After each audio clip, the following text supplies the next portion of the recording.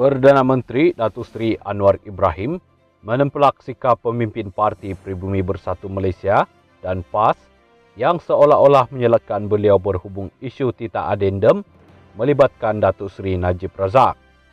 Beliau berkata rakyat tak akan lupa bahawa penangkapan bekas Perdana Menteri itu dilakukan ketika era Tun Dr. Mahathir Mohamad mentadbir negara, kemudian pendakwaan era Tan Sri Muhyiddin Yassin sebelum Mahkamah Persekutuan mengekalkan sabitan Mahkamah Tinggi era Datuk Seri Ismail Sabri Yaakob.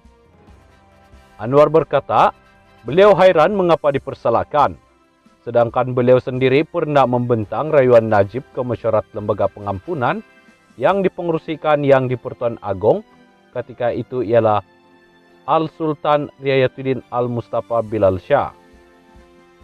Mengapa harus bertimbang?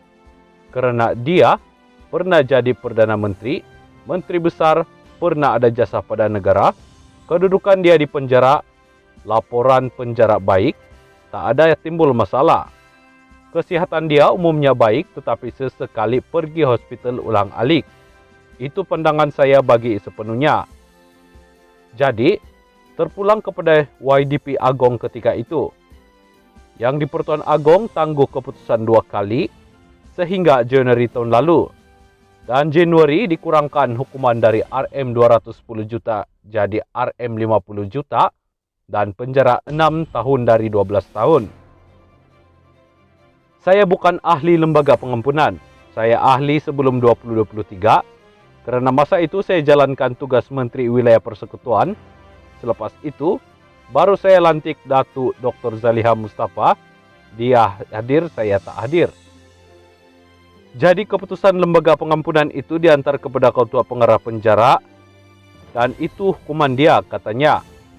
Anwar berkata, sikap setengah pihak tertentu yang menuduh kerajaan sengaja menyembunyikan tita adendum YDP Agong bagi membolehkan Najib menjalani tahanan rumah adalah tidak wajar sama sekali. Surat itu dihantar kepada Peguam Negara, bukan kepada saya, bukan kepada ahli lembaga pengampunan. Dan Peguam Negara kemudiannya, bila Agong ganti, diserah kepada Istana Negara. Kerana Agong yang mempengerusikan lembaga pengampunan itu keadaan dia bukan kita sorokkan, katanya. Beliau berkata demikian sewaktu berucap di program Muhibah Madani Anjuran Yayasan Muhibah Malaysia di sini pada Sabtu. Terdahulu jurucakap Kerajaan Perpaduan Fahmi Fadzil yang juga Menteri Komunikasi berkata kerajaan mengambil masa untuk mengiktiraf kewujudan tita adendum berkenaan kerana perlu perpandukan proses yang berlaku dalam mahkamah. Kita tertakluk kepada prinsip subjudice, maka kita akur dan patuh. Proses di mahkamah itu diteruskan, katanya lagi.